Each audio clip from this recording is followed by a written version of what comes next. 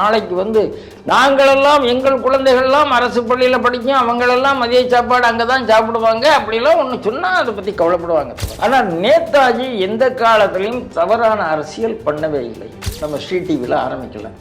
அந்த பள்ளுபடாம சீரியலில் பள்ளுபடாம 1, பள்ளுபடாம 2, பள்ளுபடாம 3, ஸ்டாலின் உதயநிதி, ஸ்டாலின் உதயநிதி, ஸ்டாலின் உதயநிதி அப்படின்னு நீங்கள் போடலாம். அதாவது 30,000 இடம் மாற்றப்பட்டிருக்கிறது என்று சொல்லப்படுகிறார்கள். இந்த 30,000ல் 3 திருப்பி கொடுத்துருன்னு கேட்குறேன். கர்பூரி ராகவருக்கு பாரத ரத்னா கொடுத்ததன் மூலமாக, அவரை பற்றி கட்டுரை சொன்னதன் மூலமாக இன்றைக்கு மோடி பீகார் மக்களுக்கு ஒரு செய்தியை சொல்லியிருக்கிறார்.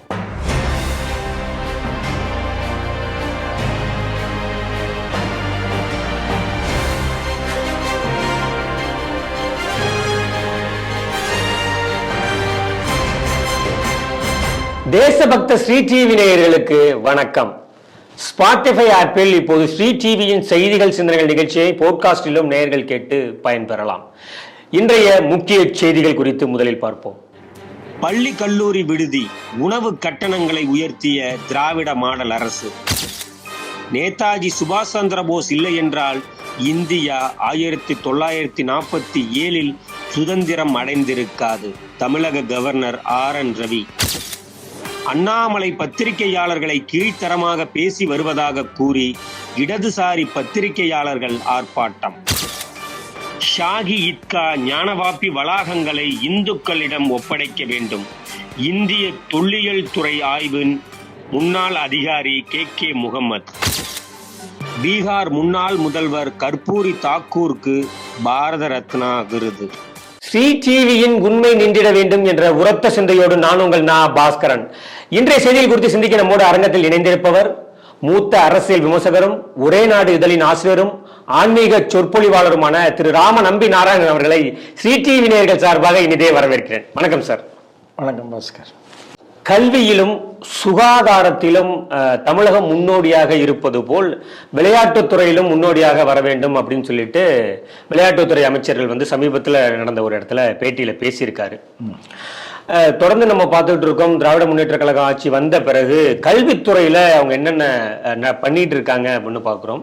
அங்கங்கே மாணவர்களிடையே சாதி சண்டை நடக்குது. பள்ளிகள் நிறைய பள்ளிகள் கட்டிடங்கள் இல்லாம, வகுப்பறை இல்லாம பள்ளிகள் இருக்கிறது. செய்தி என்ன அப்படின்னு பார்க்கும்போது, இப்போ அந்த பிற்படுத்தப்பட்டோர் அவர்களுக்கான அரசு விடுதி இருக்கு சார். அந்த அரசு விடுதிகளில் சமீபத்தில் கூட நம்ம ஸ்ரீ டிவிலே டிஸ்கஸ் பண்ணியிருந்தோம். நிறைய அரசு விடுதிகள் பராமரிப்பின்றி இருக்கப்படுகிறது. நிறைய மாணவர்கள் அங்கே இருக்காங்க. அவங்களுக்கான போதிய அந்த நிதி ஒதுக்கீடு இல்லாமல், மாணவர்களுக்கு உணவு இல்லாமல் மாணவர்கள் போராட்டத்தில் ஈடுபட்டதெல்லாம் பார்த்தோம். இப்போ தமிழக அரசு ஒரு நிதி ஒதுக்கி இருக்காங்க. இந்த போல இருக்கக்கூடிய பிற்படுத்தப்பட்ட அந்த அரசு மாணவர்கள் தங்கியிருக்கக்கூடிய அந்த விடுதிக்கு பள்ளி கல்லூரி மாணவர்களுக்கு உணவுக்காக 1100 ரூபாய் கொடுத்துட்டு இருந்தாங்க. அது இப்போ 400 ரூபாய் இன்க்ரீஸ் பண்ணி 1000 1400 ஆக்கியிருக்காங்க. கல்லூரி மாணவர்களுக்கு கொடுத்துட்டு இருந்த 1100 அதை 1500 உயர்த்தி தமிழக அரசு அறிவிப்பு வெளியிட்டிருக்கு. இந்த செய்தி எப்படி சார் பாக்குறீங்க? தமிழக அரசுங்க ரொம்ப கரெக்டாக பண்ணுது. சமீபத்தில் தான் ஜெயிலில் உள்ள சாப்பாட்டுக்கெல்லாம் எப்படி தரத்தை கூட்டுறது, ஒரு நாள் சாப்பாட்டுக்கான விலையை எப்படி கூட்டுறது, ஜெயிலில் உள்ளவங்களுக்கெல்லாம் எவ்வளவு தரமாக சாப்பாடு போடுறதுங்கிறத நீங்கள் சமீபத்தில் செய்தியில் பார்த்துருப்பீங்க. காசு கூட்டி நல்ல என்னென்ன சாப்பாடு கொடுக்குறோன்னெலாம் சொல்லி. ஏன்னா இனிமே ஒவ்வொரு மினிஸ்டரும் உள்ளே போகிறாங்கங்கிறது அவங்களுக்கு தெளிவாக தெரியும். ஒரு நாளைக்கான செலவினமாக 185 ரூபாய் சிறை கைதிகளுக்கு வருது. இப்போ இந்த மாணவர்களுக்கான செலவினமா 46 ரூபா 60 பைசா வருது. அவ்வளோதாங்க வச்சது.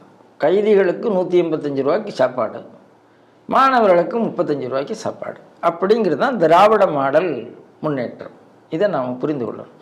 இனிமேல் ஜெயிலுக்கு இனிமேல் வரிசையாக இவங்க போகிறாங்க. ஒவ்வொருத்தராக போகலாம். நாளைக்கு பொன்முடி போகலாம், பொன்முடிக்கு அப்புறம் அனிதா ராதாகிருஷ்ணன் போகலாம். ஒரு பெரிய லிஸ்ட் இருக்குது. அப்போ அவங்கெல்லாம் கன்வீனியன்ட். ஆனால் இவங்களுடைய குழந்தைகள் யாரும் இந்த SC/ST ஹாஸ்டலில் போய் உட்கார போகிறதில்ல. அப்படி உட்காரணும். நாளைக்கு நாங்களெல்லாம் எங்கள் குழந்தைகள்லாம் அரசு பள்ளியில் படிக்கும், அவங்களெல்லாம் மதிய சாப்பாடு அங்கே தான் சாப்பிடுவாங்க அப்படிலாம் ஒன்று சொன்னால் அதை பற்றி கவலைப்படுவாங்க. தவிர இப்போ இதை பற்றி யாருக்கு என்ன கவலை இருக்குது? அவர்களை பசியோடு பட்டினியோடு தரமற்ற உணவோடு வைத்து கொண்டிருந்தால்தான் அந்த கல்லூரிகளில் போய் எவாஞ்சலிஸ்ட் வேலை பார்க்க முடியுங்க. எல்லா கல்லூரி விடுதிகள்லையும் எல்லா பள்ளி விடுதிகள்லையும் எஸ்சி எஸ்டி விடுதிகளில் என்ன நடக்குது என்று கேட்டால் எவாஞ்சலிஸ்ட் உள்ளே போகிறார்கள். அவர்கள் அவங்களுக்கு டாலரை போட்டு விடுறாங்க. இதுக்காக அங்கே இருக்கிற வார்டன் வேலை பார்க்குறாங்க, அங்கே இருக்கிற குக் வேலை பார்க்குறாங்க, எல்லாரும் வேலை பார்க்குறாங்க. இது நடந்து கொண்டு இருக்கும்போது நீங்கள் ரூபாயை கூட்டினா தானே அவன் அவங்க பக்கம் போக முடியும். இது ஒரு அதாவது திராவிட மாடல் அரசுங்கிறது யாரையோ ஒரு பக்கம் இன்னொரு பக்கம் தள்ளுவதற்காக நடத்தக்கூடிய அரசு என்று தான் பார்க்குறேன். ரெண்டாவது நீங்கள் பாருங்கள், எந்த ஹாஸ்டலும் சுத்தமாக இல்லை சார். எந்த எஸ்சி எஸ்டி ஹாஸ்டலும் பராமரிப்பு இல்லாமல் தான் இருக்கு. அது அங்கே நீங்கள் அதை பார்த்துக்கலாம்.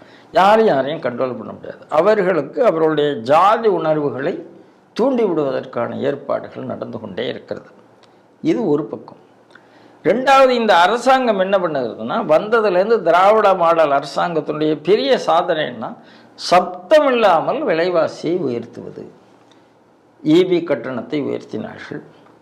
கட்டணத்தை உயர்த்தினா பரவாயில்ல, பொதுவாக ஒரு அப்பார்ட்மெண்ட்டில் இருக்கிற அந்த பொது பேசேஜில் உள்ளதை அதுக்கு ஒரு டேரிஃபு, வீட்டுக்குள்ளே இருக்கிறதுக்கு ஒரு டேரிஃபுன்னு ரொம்ப வித்தியாசமாக கண்டுபிடிச்சி பண்ணது இவங்க தான்.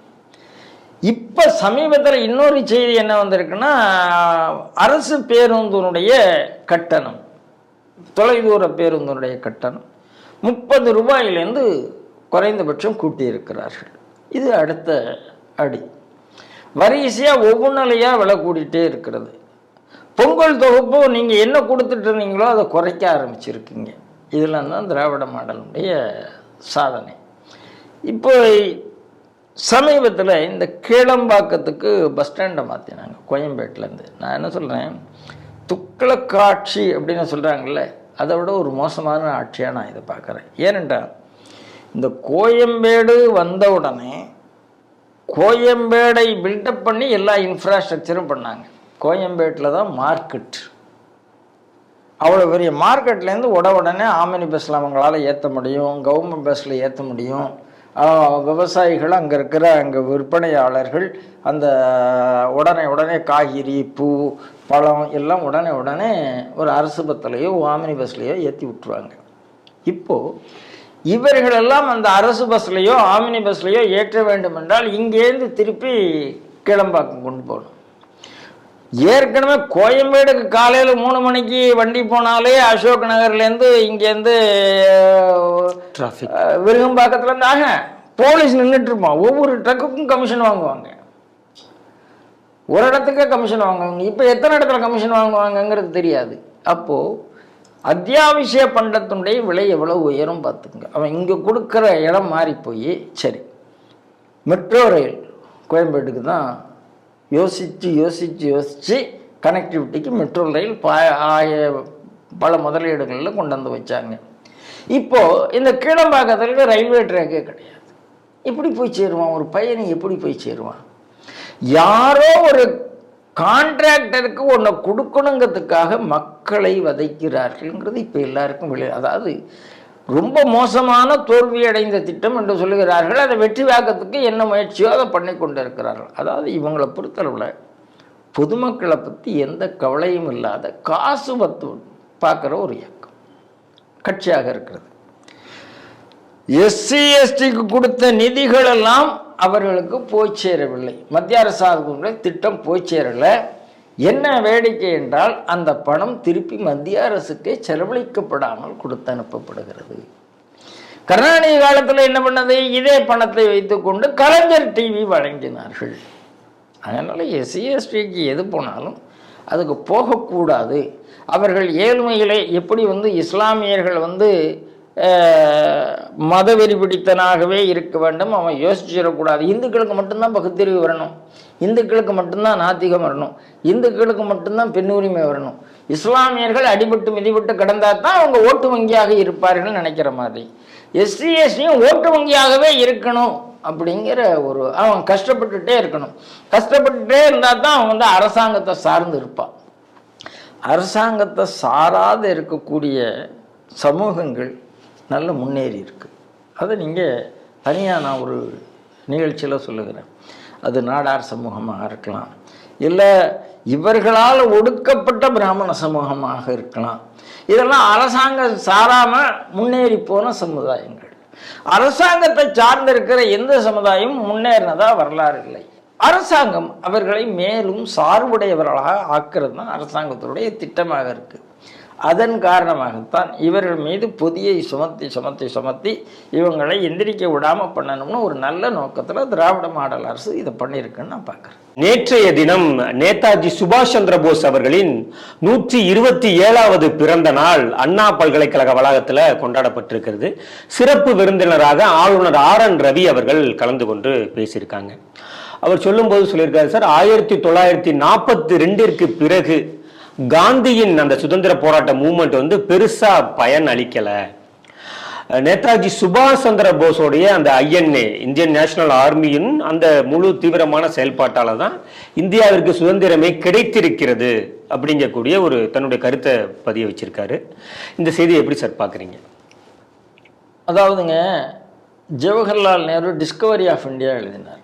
டிஸ்கவரி ஆஃப் இந்தியான்னா கண்டு உணர்ந்த இந்தியான்னு தமிழில் மாற்றிருக்காங்க. அவர் அப்போ தான் நான் இந்தியாவை புரிந்து கொண்டேன்னு ஜவஹர்லால் நேரு புத்தகம் எழுதுகிறார். நேதாஜிகிட்ட போய் கேட்குறாங்க, நீங்கள் ஏன் இந்த மாதிரி ஒரு புத்தகம் எழுதக்கூடாது அப்படின்னு. நேதாஜி சொன்ன பதில், வெளிநாட்டுக்காரன் தாங்க புதுசாக டிஸ்கவரி ஆஃப் இந்தியா எழுதணும், நான் ஏன் எழுதணும் அப்படிங்கிறது தான் நேதாஜியோட பதில். ஏன்னா நேருவியன் பீப்புளுக்கு அவர்களுக்கு இந்தியாவை கண்டுபிடிக்க வேண்டி இருந்தது. நேதாஜிக்கு அந்த அவசியம் இருக்கவில்லை. காந்தி தலைவரான பிறகு கோகலே அவர்கிட்ட சொன்னது, நீ இந்தியா முழுக்க சுற்றுப்பிரயாணம் செய்துவிட்டு வந்த பிறகு தலைமையை எடுத்துக்கொள், நீ முதல்ல இந்தியாவை புரிந்து கொள்னு சொன்னதுக்கு அப்புறம் தான் காந்தி இந்தியா முழுக்க டிராவல் பண்ணார். டிராவல் பண்ணிட்டு வந்து காந்தி கொடுத்ததாக ஒரு statement, every Hindu is a coward, every Muslim is a bully அப்படின்னு ஒரு ஸ்டேட்மெண்ட் கொடுத்ததாக சொல்லுவார். ஆகினாரெல்லாம் சிறுபான்மை தாஜா அரசியலுக்குள்ள காந்தி போனார். ஆனால் நேதாஜி எந்த காலத்திலையும் தவறான அரசியல் பண்ணவே இல்லை. காந்தி காங்கிரஸ் கட்சியினுடைய தலைமைக்கு போட்டி இருந்தது. போட்டி போட்டவர்கள் 2 பேர், ஒன்று பட்டாபி சீதாராமையா, இன்னொன்று நேதாஜி. மக்கள் நேதாஜியை வெற்றி பெற வைத்தார்கள். காந்தி பட்டாபி சீதாராமையாவுக்காக வேலை பார்த்தார். என்ன சொன்னார், பட்டாபி சீதாராமையானுடைய தோல்வி என்னுடைய தோல்வி அப்படின்னு சொல்லி. அப்புறம் காந்தி இதை விரும்பவில்லை என்பதால் நேதாஜி வெற்றி பெற்றும் அந்த தலைமை பொறுப்பை ஏற்றுக்கொள்ளவில்லை. இதாங்க வரலாறு. அதனால நேதாஜி தான் நாட்டுக்கு இன்ஸ்பிரேஷனாக இருந்தார் என்பது, காந்தியால் நேதாஜியை வெற்றி கொள்ள முடியவில்லை என்பது சரித்திரத்தில் பதிவு செய்யப்பட்ட உண்மை. அதைத்தான் ஆளுநர் சொல்லியிருக்கிறார். காந்தி இன்ஸ்பயர் பண்ணல அப்படிங்கிறது தான் பட்டாபி சீதாராமையனுடைய தோல்வி. அப்ப பட்டாபி சீதாராமையான தோல்வியிலிருந்து என்ன புரிந்து கொள்ளுகிறது, காந்தி இன்ஸ்பயர் பண்ணவில்லை சுதந்திர போராட்டத்தை என்பது தான் நாம் புரிந்து கொள்ள வேண்டும். வேற எதை புரிந்து கொள்ள வேண்டும்? அதுதானே உண்மையை சொல்லியிருக்கிறார். சரி, நேதாஜி ஃபைல்ஸ் யார் சார் முதல்ல கொண்டு வந்தா? மோடி அரசாங்கம் வந்த பிறகுதான் நேதாஜி ஃபைல்ஸ் வெளியில் ஆயிருக்கு, இல்லை வெளியில் ஆயிருக்காது. நேதாஜியுடைய மர்ம மரணம் இன்ன வரைக்கும் கண்டுபிடிக்கப்படவில்லை. அவருக்கும் அன்னைக்கு இருந்த பிரிட்டிஷ் அரசுக்கும் ஜவஹர்லால் நேருவுக்கும் உள்ள டீல் என்ன என்பது இன்ன வரைக்கும் ரகசியமாக இருக்கிறது. அதை நாம் புரிந்து கொள்ள வேண்டும். நேதாஜி ஃபைல்ஸ் இன்னைக்கு இப்போதான் வெளியில் வந்திருக்கு. மோடி அரசாங்கம் வந்த பிறகுதான் அந்த கர்தவியை பார்த்து அந்த இடத்துல ஒரு பெரிய நேதாஜி சிலை வைக்கப்பட்டு, அதாவது ஒன்றை புரிந்து கொள்ளுங்கள், இந்த அரசாங்கம் வந்த பிறகு உண்மையான சுதந்திர போராட்ட வீரர்களை முன்னெடுத்து கொண்டிருக்கிறது, அவர்களை தெரிய வைத்து கொண்டிருக்கிறது. நம்ம ஆளுநர் இன்னைக்கு பேசியிருக்கிறார் இல்லையா, இந்த ஆளுநர் தமிழகத்தில் உள்ள அறியப்படாத சுதந்திர போராட்ட வீரர்களை பற்றி பெரிய டாக்குமெண்ட் பண்ணியிருக்கார். தன்னுடைய யூனிவர்சிட்டிஸ் எல்லாம் இவர் தான் சான்சலர் கொடுத்து கிட்டத்தட்ட ஏகப்பட்ட 100க்கும் மேற்பட்ட அறியப்படாத சுதந்திர போராட்ட வீரர்களை நம்ம RN ரவி வந்த பிறகுதான் டாக்குமெண்ட் பண்ணியிருக்காங்க. இதுக்கு முன்னால் அதை பற்றி யாரும் கவலைப்பட்டதே இல்லை. அதனால ஆளுநர் கரெக்ட் ட்ராக்ல சில விஷயத்தை பேசிக்கொண்டிருக்கிறார். காந்திக்காக பேசுறவங்க யாரா இருக்கும்? இன்னைக்கு தேதியில் காங்கிரஸ் காந்தியை மறந்து விட்டது. காந்தி ராமராஜ்யம் பேசினார். அந்த ராமராஜ்யத்தை இன்னைக்கு கொண்டு வந்திருக்கிறவர் நம்முடைய நரேந்திர மோடி. காங்கிரஸ் அதை விட்டு விட்டது. காந்தி கிராமராஜ்யம் பேசினார். கிராமராஜ்யத்தையும் காங்கிரஸை விட்டு விட்டது. காந்தி என்னென்ன விஷயம் பேசினாரோ அதுக்கெல்லாம் எதிராக, அதாவது குவிட் இந்தியா மூமெண்ட் காந்தியை நடத்தினார். 1942 காந்தி நடத்தின அந்த வெள்ளையனே வெளியேறு இயக்கம், அந்த வெள்ளையனே வெளியேறு இயக்கத்தை காங்கிரஸ்காரர்களை போட்டு கொடுத்தவனுக்கு பேர் கம்யூனிஸ்ட் கட்சி. அருண் ஷோரி அன்னைக்கு இல்லஸ்ட்ரேட்டட் வீக்லியில் 8 வாரம் தொடர்ந்து இவர்கள் எப்படி காட்டி கொடுத்தார்கள்ங்கிறத பற்றி கட்டுரை எழுதியிருக்கிறார். காங்கிரஸ் எப்படி காட்டி கொடுத்தது, காங்கிரஸ் எப்படி கம்யூனிஸ்ட். இன்னைக்கு கம்யூனிஸ்டுக்கு காந்தி மேலே பாசம். இன்னைக்கு ஜனவரி 30 வந்தாச்சுன்னா நம்ம திமுக காரர்களுக்கு காந்தி மேலே பேசம் வந்து விடுகிறது. ஆஹா, காந்தியை கொண்டவன் அப்படின்னு ஒரு பாசம் வந்து கிடக்கிறது. அதனால இந்த திமுக காரர்கள், இந்த கம்யூனிஸ்ட்காரர்கள், இந்த சோசியலிஸ்ட்காரர்கள் இவர்களெல்லாம் நேற்று வரை காந்தியை எதிர்த்தவர்கள் தான். காந்தியை ஆதரித்து வந்த காங்கிரஸ் இன்னைக்கு காந்தியை கைவிட்டு விட்டது. அதனால அந்த உண்மையைத்தான் நம்மளுடைய மேதக ஆளுநர் சொல்லியிருக்கிறார். அதாவது ஒரு விஷயம் அவர் நேதாஜியை பற்றி சொன்னார்னா என்ன அர்த்தம்னா, இனிமேல் நீ இதெல்லாம் ஸ்டடி பண்ணுன்னு அர்த்தம். ஸ்டடி பண்ண நமக்கு தெரியும். என்னன்னா, நேதாஜியினுடைய போராட்டம் தான் இந்த நாட்டுக்கு வெளியில உள்ளவர்களையும் புலம்பெயர்ந்தவர்களாலையும் இந்த நாட்டுடைய சுதந்திரத்துக்கு போராட முடியும் என்று காமிக்க வச்ச ஒரு இயக்கம் நேதாஜியினுடைய இயக்கம். ஒரு இந்தியன் ஆர்மி என்று ஒன்றை உருவாக்கி கொண்டு அதில் ஒரு கிட்டத்தட்ட 50,000 பேரை கொண்டு வந்து என்னால் வெளியில் உள்ளவர்களை சேர்க்க முடியும், என்னால் இந்த நாட்டுக்கு மீது போர் தொடுக்க முடியும், பிரிட்டிஷ் அரசாங்கத்து மேலே போர். நான் பெட்டிஷன் போடலைங்க. அவர் 1985 காங்கிரஸ் ஆரம்பித்ததனுடைய காரணம் பெட்டிஷன் போடுவதற்காக. நான் ஒரு உண்மையை இங்கே சொல்லுகிறேன். 885 காங்கிரஸ் ஆரம்பிக்கப்பட்டது.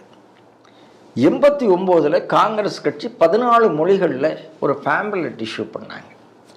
அந்த ஃபேம்லெட்டினுடைய முதல் கேள்வி என்னென்றால், நீ யார் அப்படிங்கிறதான் முதல் கேள்வி. அதற்கான பதில், நான் ஹிந்து.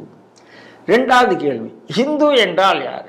ஹிந்து என்றால் இமயம் முதல் குமரி வரை பறந்துபட்ட இந்த தேசத்தில் வரைக்கக்கூடிய ஒவ்வொரு குடிமகனும் ஹிந்து. 1889 காங்கிரஸ் 14 மொழியில். 3வது கேள்வி என்னன்னா, அப்படியானால் இந்த நாட்டில் இருக்கும் கிறிஸ்தவர்களும் இந்துக்களும் ஹிந்து இல்லையா? ஆம், அவர்களும் இந்துக்கள் தான். இது காங்கிரஸ் கட்சியினுடைய பதில். இது எங்கேயாவது இருக்காடா பாருங்க. இது நியூ செஞ்சுரி புக் ஹவுஸ் போட்ட சுப்பிரமணிய சிவாவுடைய புஸ்தகத்தில், new century book house communist கட்சிக்காரர்கள் அவர்கள் இதை பதிவு செய்திருக்கிறார்கள். அப்போ அந்த வழித்தடத்திலிருந்து மாறிப்போனது நேருவியன் காங்கிரஸ். அதை நீங்கள் புரிந்து கொள்ளுங்கள். காந்தியன் காங்கிரஸே ஒரு காலத்தில் தீவிரவாதிகளை என்டர்டெயின் பண்ணாத காங்கிரஸ். 1920 வரைக்கும் திலகர் இருந்த காங்கிரஸ் வேற, 20க்கு அப்புறம் காந்திகிட்ட வந்த காங்கிரஸ் வேற. அதை நாம் புரிந்து கொள்ள வேண்டும். திலகர் காங்கிரஸ் சத்ரபதி சிவாஜி விழாவை நடத்தினது. திலகர் காங்கிரஸ் விநாயகர் சதுர்த்தி விழாவை நடத்தினது. திலகர் காங்கிரஸ் முஸ்லீம் பேம்பரிங் பண்ணவே இல்லை. காந்தி கோகலே சொல்லி இங்கெல்லாம் சுற்றிட்டு வந்த பிறகு பேம்பரிங் ஆரம்பித்தார். ஆனால் அந்த பேம்பரிங் விஷயத்தில் எந்த இடத்துலையுமே நேதாஜி சுபாஷ் சந்திர போஸ் பண்ணவே இல்லை. நேதாஜியினுடைய இன்ஸ்பிரேஷனாக அவரே சொல்லுகிறார். சுவாமி விவேகானந்தரை தன்னுடைய இன்ஸ்பிரேஷனாக சொல்லுகிறார். எந்த இடத்துலையும் காந்தி அப்படி சொன்னதில்லை. அதனால் இந்த டிஃப்ரென்ஸு இன்னைக்கு விவேகானந்தனுடைய இன்ஸ்பிரேஷன் பெற்ற ஆர்எஸ்எஸ் இயக்கம் தான் இன்னைக்கு நாட்டை வாழ்வித்து கொண்டு இருக்கிறது, காங்கிரஸ் இல்லை. அதனால் சரித்திரத்தை நாம் ரீவிசிட் பண்ண வேண்டும்.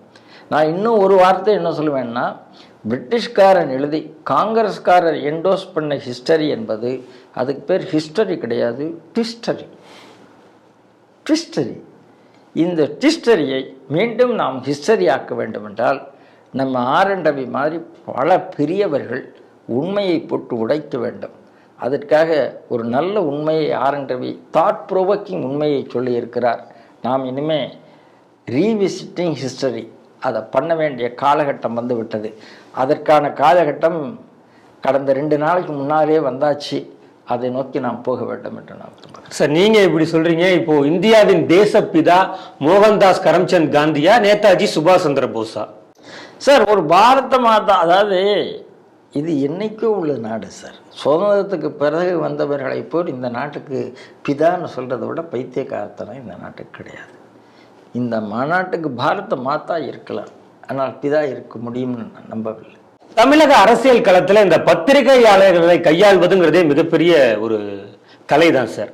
அதை மிக லாபகமாக கையாண்டவர் அப்படின்னா, அதாவது அவர்களை அடக்கியே வைத்திருந்தவர், அன்பால அடக்கி வைத்திருந்தவர்னு சொல்றதுன்னா முன்னாள் முதல்வர் கருணாநிதியை சொல்லலாம். ரொம்ப சூட்சகமா பதில் சொல்லி அப்படியே அடக்கியே வச்சிருப்பாரு.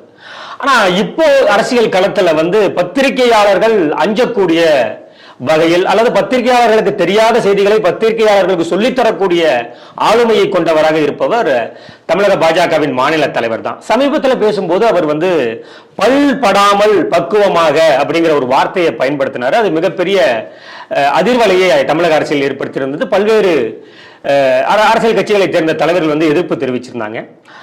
அதன் பிறகு அதை தொடர்ந்து இப்ப என்ன பண்ணிருக்காங்கன்னா, அந்த மாற்றத்திற்கான ஊடகவியலாளர் சங்கத்தை சேர்ந்தவர்கள் அவரை எதிர்க்க வேண்டும் அப்படிங்கிறதுக்காக நாளை வள்ளுவர் கோட்டத்தில் ஒரு கண்டன ஆர்ப்பாட்டத்தை ஏற்பாடு பண்ணியிருக்காங்க.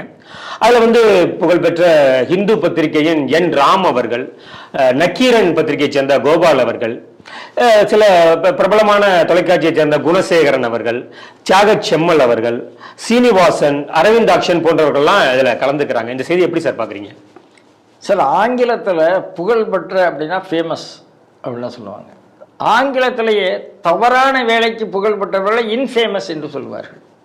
நீங்கள் என்ராம் புகழ்பெற்றன்னு சொல்லிட்டீங்க, இன்ஃபேமஸ் என்ராம் அப்படின்னா நான் முதல்ல பதிவு பண்ணிக்கிறேன். ஏன்னா இந்த நீங்கள் சொல்கிற எல்லாமே நீங்கள் பாருங்கள், அண்ணாமலை அவர்கள் வந்த பிறகு அண்ணாமலையர்கள்ட்ட கேட்கக்கூடிய கேள்விகளை பாருங்கள். அவர்கிட்ட போய் அண்டார்டிகாலேருந்து ஆரம்பித்து எதுனாலும் கேள்வி கேட்பாங்க.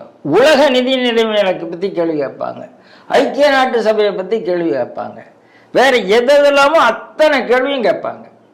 ஸ்டாலின்கிட்ட நீங்கள் நம்மளுடைய கார்த்திகை செல்வன் ஸ்டாலின்கிட்ட பேட்டி எடுத்தார். இப்போ உதயநிதி ஸ்டாலின்கிட்ட பேட்டி எடுத்திருக்கிறார். நீங்கள் அன்றைக்கு அவர் ஸ்டாலின்கிட்ட என்ன கேள்வி கேட்டாரோ அதே கேள்வியை இன்னைக்கு உதயநிதி ஸ்டாலின்ட்டையும் கேட்டிருக்காரு. நீங்கள் வேணா பல்லுபடாமல் அப்படின்னு ஒரு சீரியல் நம்ம ஸ்ரீ டிவியில் ஆரம்பிக்கலாம். அந்த பல்லுபடாமல் சீரியலில் அன்னைக்கு ஸ்டாலின்கிட்ட கேட்ட கேள்வி அதே மாதிரி உதயநிதிட்ட வருதான்னு நீங்கள் பார்க்கலாம்.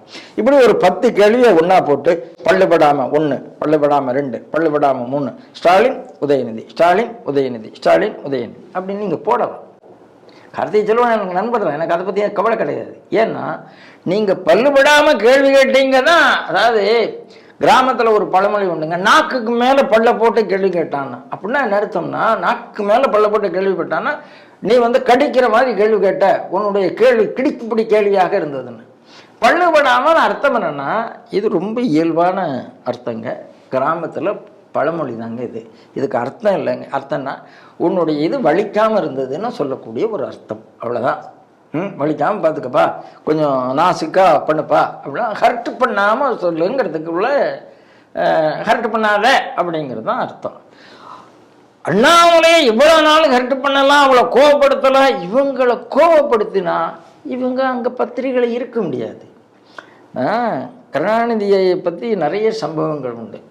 பத்திரிகையாளர்களை காலையில் 5 மணிக்கு அவர்கிட்ட தவறாக கேள்வி கேட்டவர்களை காலையில் 5 மணிக்கு முதல் ஃபோன் போட்டு மிரட்டிய பத்திரிகையாளர்னு ஒரு லிஸ்ட் நீங்கள் கருணாநிதியை பற்றி போடலாம். இன்னைக்கு எத்தனை பேர் அதை சொல்லுவாங்க சொல்ல மாட்டாங்கன்னு தெரியாது. இன்னைக்கு அதில் ஆபத்து இருக்குது. சில காலத்தில் சொல்லியிருக்காரு. இந்த பத்திரிகையாளர்கள் ஜெயலலிதாவை எவ்வளவு கேள்வி பண்ணியிருக்காங்கிறது நமக்கு தெரியும். ஜெயலலிதா இந்த பத்திரிகையாளரை பற்றி கண்டுகொள்ளவே இல்லை. பத்திரிகையாளர் தாண்டித்தான் ஜெயலலிதா வந்தாங்க. அதில் எந்த மாற்று கருத்தும் கிடையாது. அந்த டெவில்ஸ் அட்வைஸ் கரண் தாப்பர் ஜெயலலிதாட்ட பேட்டிங்கான போது ஜெயலலிதா தூக்கி போட்டுட்டு போயிடுது, பயான வழி போயிடுது. அவங்க இங்கிலீஷ் மீடியா கத்துறாங்க, ஒன்றும் பண்ண முடியாது, எதுவுமே பண்ணலை. ஜெயலலிதாட்ட நீங்கள் பத்திரிகையாளரை சந்திக்கவில்லைன்னு கேள்வி கேட்டாங்க. அந்த மாதிரி நான் சந்திக்க வேண்டிய அவசியம் இல்லை என்று சொன்னார்கள். பிரதமர் மோடி 2014 முதல் முறையாக வெளிநாடு செல்கிறார்.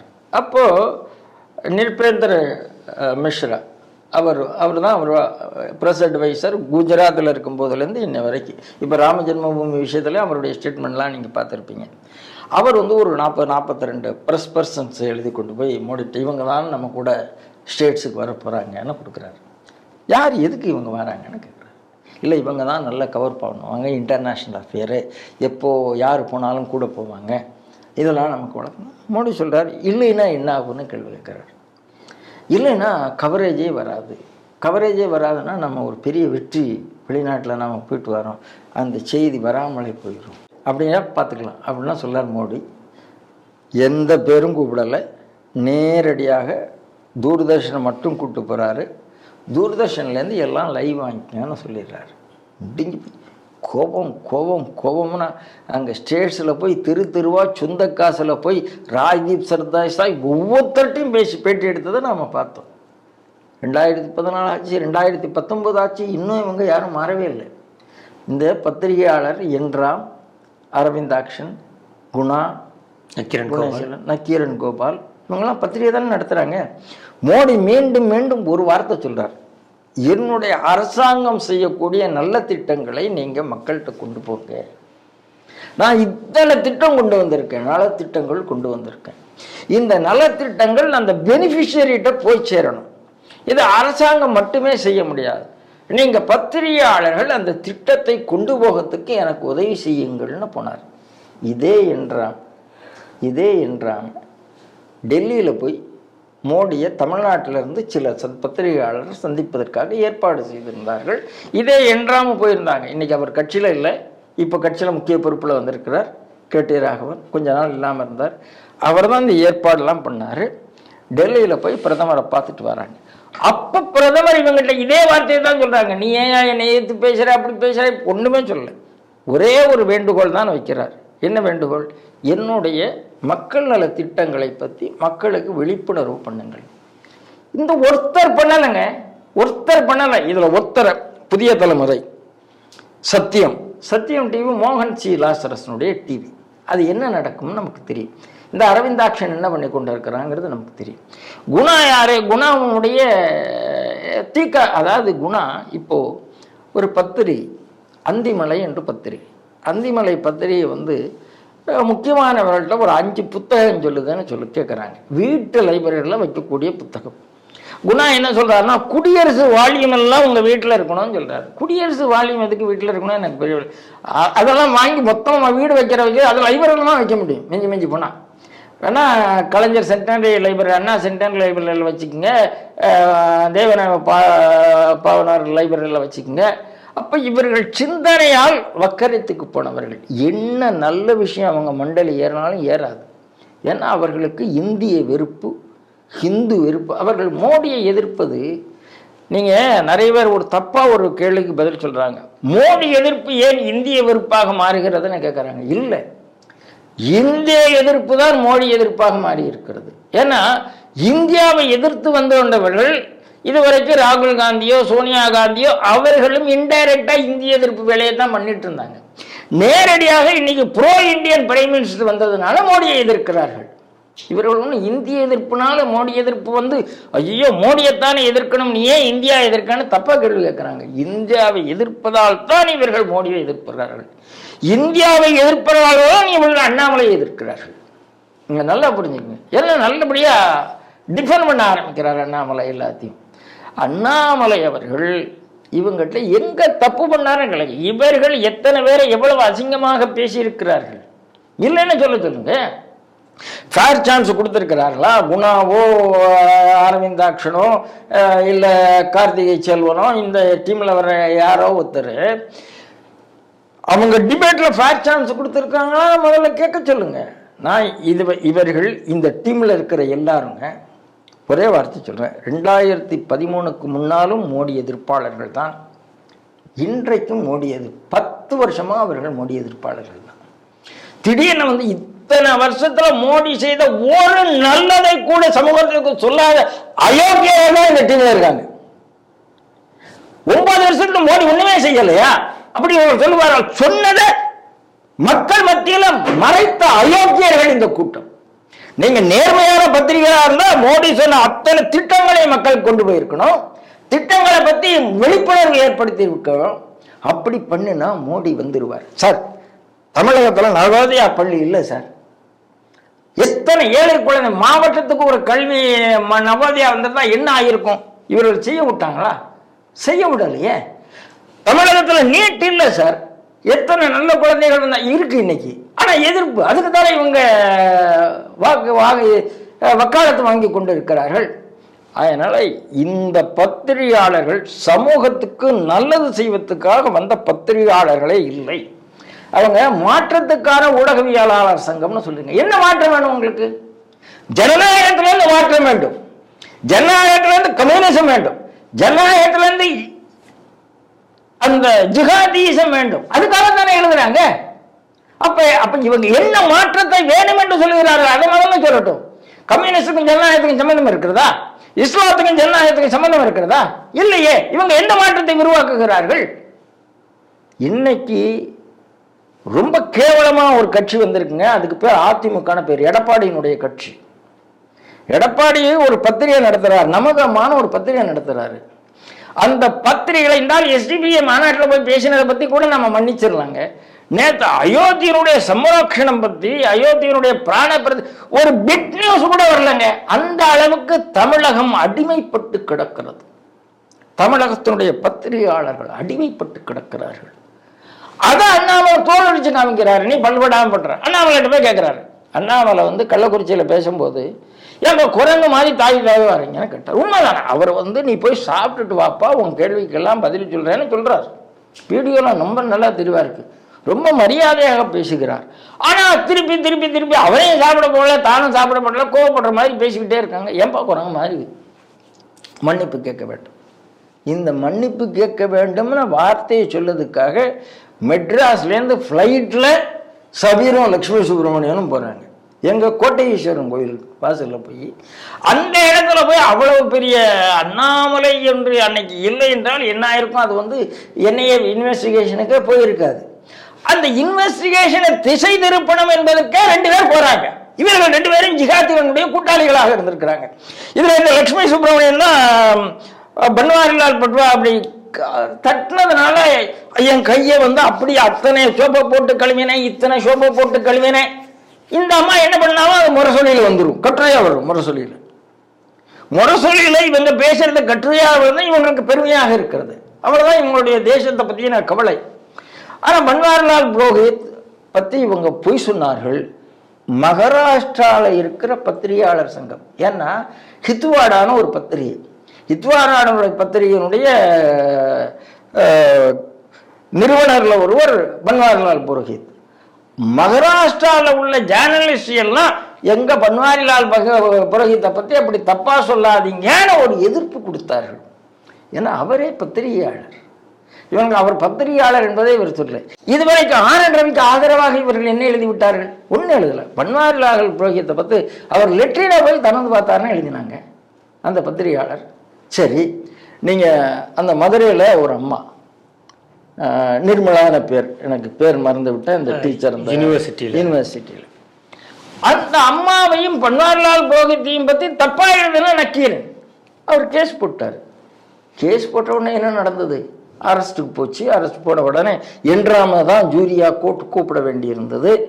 அது எப்படி நடந்தது என்று தெரியாது. ஏன் என்றாம செலக்ட் பண்ணாங்கிறது இன்னும் $1 மில்லியன் கொஸ்டின்.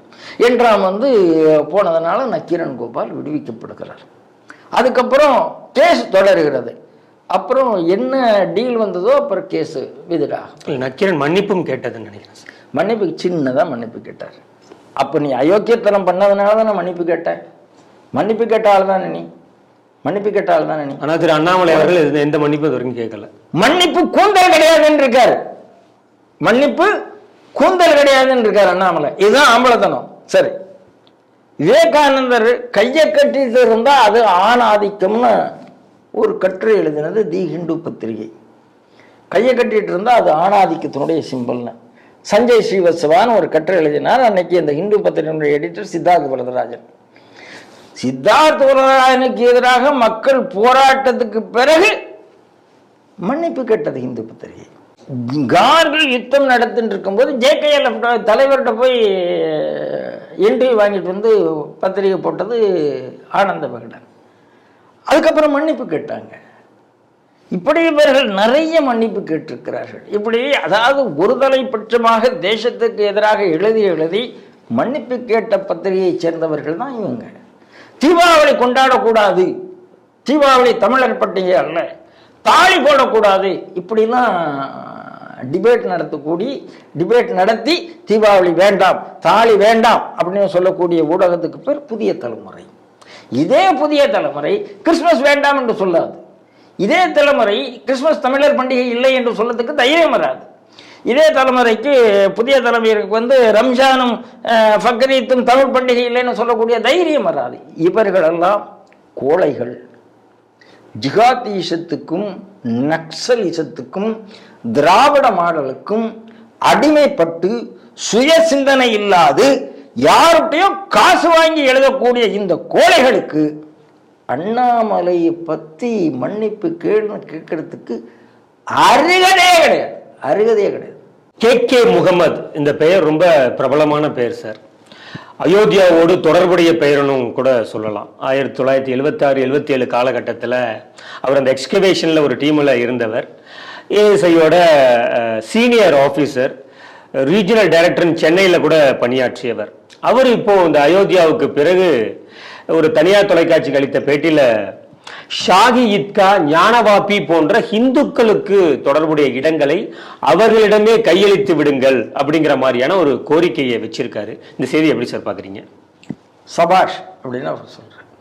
ஏன்னா ஹிந்துக்கள் 3 கோயிலைத்தான் கேட்கிறார், 30,000 கோயிலை கேட்கல. இஸ்லாமியர் படையெடுப்பில் நீங்கள் ஒரே ஒரு விஷயம் பாருங்கள். ஸ்ரீரங்கத்துக்கு மோடி வந்தார். அயோத்திக்கும் ஸ்ரீரங்கத்துக்கும் ஒரு கனெக்ஷன் இருக்குது. அதாவது ஆன்மீக ரீதியாக இஸ்வாகு குலதனம், ராமனுடைய குலதெய்வம் அப்படிங்கிறது வேற. ஆனால் 48 ஆண்டுகள் ரங்கநாதரை தூக்கி கொண்டு இஸ்லாமிய படப்பில்லைன்னு காப்பாற்றுவதற்காக அலைந்து கொண்டிருந்தார்கள். அதுக்கப்புறம் நம்மளுடைய ஸ்ரீடிவி நேயர்கள் கண்டிப்பாக திருவரங்கம்லாம் படித்திருப்பார்கள். அந்த கஷ்டத்தை அனுபவித்தது ஸ்ரீரங்கம். அப்படி 500 ஆண்டு கஷ்டத்தை அனுபவித்தது அயோத்தியா. மதுரை சுல்தானியர் ஆட்சியில் மதுரை மீனாட்சியை காப்பாற்ற வேண்டியிருந்தது. இந்த பக்கம் தில்லை நடராஜரை காப்பாற்ற வேண்டியிருந்தது. இது எல்லாமே சரித்திரங்க, இல்லைன்னு யாரும் சொல்ல முடியாது. தமிழகத்திலேயே இது என்றால் நார்த்தில் கோயில்கள் எல்லாம் இடிக்கப்பட்டது.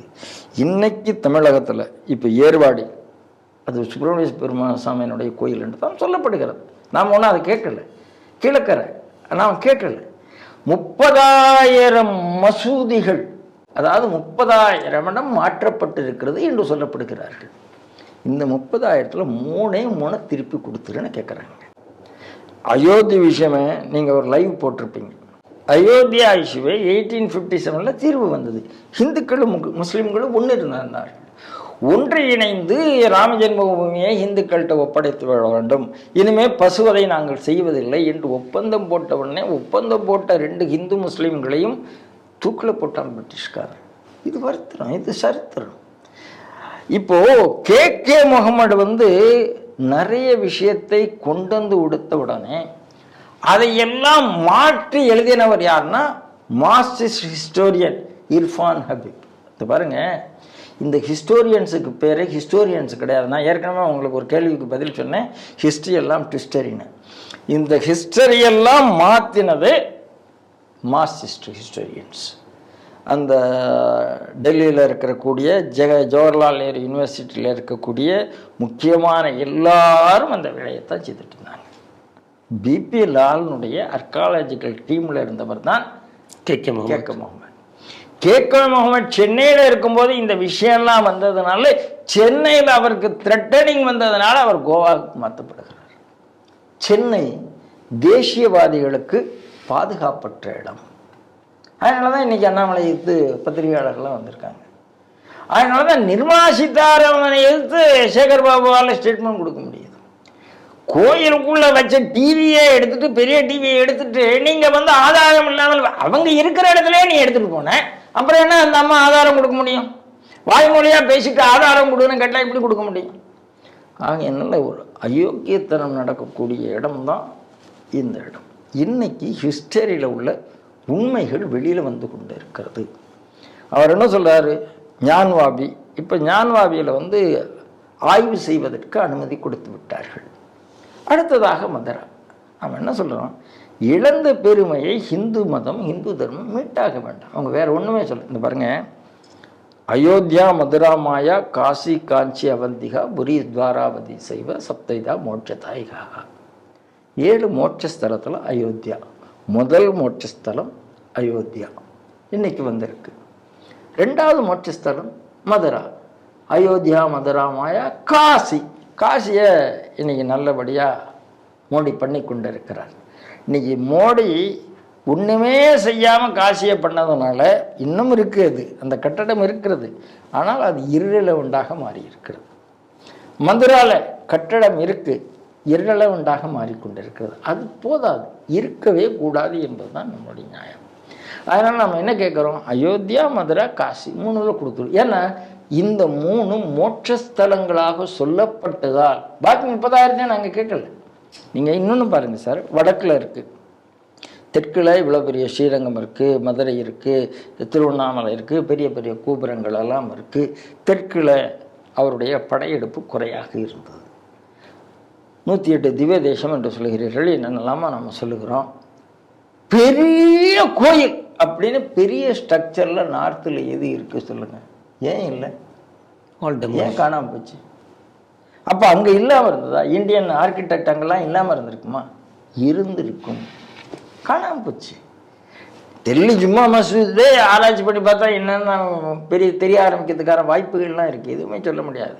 முர்மு வந்த பிறகு தான் முகுல் கார்டன் பேர் மாற்றப்பட்டு இருக்கிறது. நீங்கள் யோசிச்சு பாருங்கள். அப்போது எல்லா இடத்துலையும் இன்னைக்கு முக்கியமான பேர்கள் டெல்லியில் போனால் அத்தனை ரோடு பேரும் முஸ்லீம் பேராக தான் இருக்கும், வேறு பேரே இருக்காது. மெயின் ரோடுகள் எல்லாம் அப்படி இருக்கும்.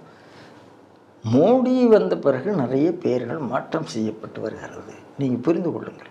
ஏன்னா அடிமை வரலாறு உங்களுக்கு நல்லதில்லை. நீங்கள் எல்லா இடத்துலையும் அடிமை வரலாறாகவே நம்ம வரலாறு இருந்தது. நாம் போராடிய வரலாறு வரவில்லை. என்னை கேட்டால் அடுத்த 2024 அப்புறம் NCERT அயோத்தியா போராட்டத்தை பாடப்புத்தகத்தில் சேர்க்க வேண்டும். மதுரா காசி வந்த மாற்றங்களை பாடப்புத்தகத்தில் சேர்க்க வேண்டும். ஏன்னா அப்படித்தான் தமிழ்நாடு அரசாங்கம் இல்லாததெல்லாம் சேர்த்துக்கிட்டு இருக்கும்போது, பொய்யே சொல்லிட்டு இருக்கும்போது உண்மையை NCERT சேர்க்க வேண்டும். அந்த வகையில் KK முகமது நல்ல ஒரு விஷயத்தை சொல்லியிருக்கிறார். இந்த 3 கொடுத்துட்டோம்னா சமுதாயத்தில் நல்லிணக்கம் வந்துவிடும். இந்த நல்லிணக்கத்துக்காக அவர் பேசுகிறார். ஆனால் அவருக்கு திரட்டு இருக்கும், அதை தாண்டி அவர் பேசிக்கொண்டு இருக்கிறார். அவருக்கு நம்முடைய வாழ்த்துக்கள். பீகார் மாநிலத்தின் முன்னாள் முதல்வர், சுதந்திர போராட்ட வீரர், ஆசிரியருமான கர்பூரி தாக்கூர் அவருக்கு இந்திய அரசாங்கம் பாரத ரத்னா போஸ்ட்ஹியூமஸ்லி இறந்த பிறகு அறிவிக்கக்கூடிய அந்த மிக உயரிய விருதான பாரத ரத்னா விருதை அறிவிச்சிருக்கு. இது 2024 தேர்தலை மனதில் வைத்து அறிவிக்கப்பட்டிருக்கிறதா, இல்லை உண்மையிலேயே ஒரு போராளிக்கு, ஒரு மிகச்சிறந்த இந்தியாவின் சுதந்திர போராட்ட வீரருக்காக அறிவிக்கப்பட்ட விருதா? இதை எப்படி சார் பார்க்குறீங்க? ஏற்கனவே உங்கள்கிட்ட சொல்லிட்டேன் சார். மோடி ஆட்சிக்கு வந்த பிறகுதான் நான் நேருவியன், நான் காந்தியன், சுதந்திர போராட்ட வீரர்கள் கௌரவிக்கப்பட்டு வந்து கொண்டு இருக்கிறார்கள். அந்த வகையில் கர்பூரி தாக்கூர் கொடுத்திருக்கிறாங்க. ஏனென்றால் எமர்ஜென்சியை எடுத்து ஜேபி கூட இருந்து போராடியவர் கர்பூரி தாக்கூர். வாழ்க்கையே ரொம்ப சிம்பிளாக இருந்த வாழ்க்கை. மோடியினுடைய கட்டுரையை படித்தீங்கன்னா அவர் வாழ்க்கையை தமிழகத்தில் இருந்த நம்மளுடைய கக்கன் மாதிரியும் காமராஜ் மாதிரியும் ஒரு வாழ்க்கை என்பது உங்களுக்கு புரிய வரும். இறந்த மேலருக்கு ஒன்றுமே இல்லை என்பதை பதிவு செய்கிறார். வீட்டுக்கு போயிட்டு வந்தவங்க இப்படி ஒரு வீட்டிலேயே அவர் இருக்காருன்னு சொல்கிறாங்க. ஒரு நிகழ்ச்சிக்கு போகிறார், கிழிஞ்ச குருதாவை வைத்து கொண்டு போகிறார். அப்போ ஜனதா கட்சியினுடைய சந்திரசேகர் அவர் சொல்கிறார், ஐயோ நம்மளுடைய கர்பூரி தாக்கூருக்கு குருதா தச்சு கொடுக்கறதுக்கு நாம் ஃபண்டு ரைஸ் பண்ணி கொடுக்கணும் போலக்க, இவ்வளோ பெரிய இதில் ஒரு சீஃப் மினிஸ்டராக இருக்கிறவர் இப்படி ட்ரெஸ்ஸோடு வருகிறாருன்னு சொன்ன உடனே நிதி கலெக்ட் பண்ணி கொடுக்குறாங்க. அந்த நிதியை அவர் திருப்பி அரசாங்கத்துக்கே செலுத்துகிறார். சார் இந்த லீடர்ஸ் எங்கே சார் இருக்காங்க இன்னைக்கு? அப்படிப்பட்ட இடத்துல தான் லாலு மாதிரி எருமாடு விமானத்திலேயே செத்து போச்சுன்னு சொல்லவங்க ஊழல், ஃபோடோ ஸ்கீம் ஊழல் நடந்த லாலு வந்திருக்கிறார். அப்படிப்பட்ட இடத்துல தான் இன்னைக்கு வேறு வேறு தலைவர்கள் வந்து கொண்டு இருக்கிறார்கள். ஆகையினால தான் நான் நேருவியன், நான் காந்தியன், சுதந்திர போராட்ட வீரர்கள், தேசிய தலைவர்கள், அவர்களை கௌரவப்படுத்தி சமுதாயத்துக்கு சொல்ல வேண்டிய அவசியம் இந்த அரசுக்கு வந்திருக்கிறது. இப்போது பத்மா அவார்டு இப்படி மாறி இருக்கு. பத்மா அவார்டெலாம் முன்னால் யாருக்கு கொடுப்பாங்க? ராஜ்தீப் சர்தேசாய்க்கு, இந்த மாதிரி பிரபலமான பத்திரிகை யார் ஜால்ரா போடுறாங்களோ, இந்த தேசியத்துக்கு மாற்றத்துக்கான தேசிய ஊடகங்களாளர் சங்கம் மாதிரி அங்கே ஒன்று இருக்குது.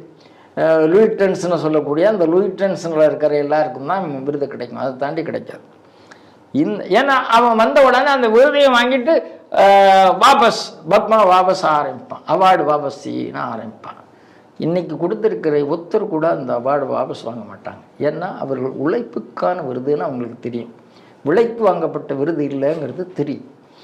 அதே மாதிரி ஒரு விருது தான் இன்னைக்கு கர்பூரி தாகூருக்கு கொடுக்கப்பட்டிருக்கிறது. பீகார் எப்படிப்பட்ட பீகார், எப்படி, அதாவது அவருடைய அன்றாடனுக்கு, அண்டர் டெவலப்டுக்கு, அப்ரஸ்ட் பீப்புளுக்கு 26% முதல்ல கொடுக்கணும் ஆரம்பிச்சது கர்பூரி தாகூர் தான். கவர்மெண்ட் கோட்டா அது இல்லை. இன்னைக்கு மோடியோடைய ஆர்டிக்கிள் வந்திருக்கு. அப்போ ஏற்கனவே விஜயகாந்த் இறந்த உடனே மோடி ஒரு ஆர்டிக்கிள் எழுதினார். அநேகமாக இனிமேல் மோடியினுடைய ஆர்டிக்கிள் நிறைய வரும் நினைக்கிறேன் இந்த மாதிரி சந்தர்ப்பங்களில். ஏன்னா உண்மையானவர்களை நாம், அதாவது இதே விஜயகாந்த சாகர வரைக்கும் இந்த மீடியான்னு சொல்கிறீங்கள, இந்த மீடியா இன்றைக்கி அண்ணாமலை ஏற்று போராடக்கூடிய மீடியா விஜயகாந்தை எப்படியெல்லாம் கேள்வி பண்ணிட்டு, விஜயகாந்தை தண்ணி அடிக்கிறவன் கப்பல் தண்ணியில் மிதக்கலாம், கேப்டன் மிதக்கலாமா அப்படின்லாம் எழுதின மீடியா தானே இது. கேப்டனே மிதந்தால் கப்பல் என்ன ஆகும் அப்படி கேட்ட மீடியா தானே இதெல்லாம். அதனால் இந்த மீடியாக்கள் நான் காந்தியன் நான் நேருவியனை சொல்லுவதற்கு தகுதி வாய்ந்த மீடியாக்கள் என்று இல்லை. அந்த வேலையை மீடியா வேலையும் சேர்த்து பண்ணி கொண்டிருக்கிற மோடி. அதனால தான் இந்த மீடியாவெல்லாம் குப்பையில் போட்டுட்டு மனதின் குரலில் நேரடியாக மக்களை அட்ரஸ் பண்ணிகிட்ருக்காரு. இன்றைக்கி யாரும் தடுக்க முடியவில்லை. அதனால் மோடி போன்றவர்களுக்கு நடுவில் புரோக்கர் தேவையில்லை. அவர்கள் சமுதாயத்துக்கு எதை சொல்ல வேண்டுமோ அதை சொல்லியிருக்கிறார். கர்பூரி தாகூருக்கு பாரத் ரத்னா கொடுத்ததன் மூலமாக, அவரை பற்றி கட்டுரை சொன்னதன் மூலமாக இன்றைக்கு மோடி பீகார் மக்களுக்கு ஒரு செய்தியை சொல்லியிருக்கிறார். அதுதான் உண்மை. இப்படி இந்தியா முழுக்க உண்மையான வரலாற்றை மோடி தொடர்ந்து சொல்லுவார் என்று நாம் எதிர்பார்க்கிறோம். டிவி நேயர்களுக்கு தெரியும், நாம் தினந்தோறும் 5 செய்திகளை எடுத்து விவாதித்து மக்கள் முன் கொண்டு வந்து சேர்க்கிறோம். முன்னணி செய்தி ஊடகங்கள் எடுத்து விவாதிக்க அஞ்சக்கூடிய தயங்கக்கூடிய செய்திகளை ஸ்ரீ டிவி நெஞ்சுரத்தோடு தேச நலனில் அக்கறை கொண்டு விவாதித்து மக்கள் முன் கொண்டு வந்து சேர்க்கிறது.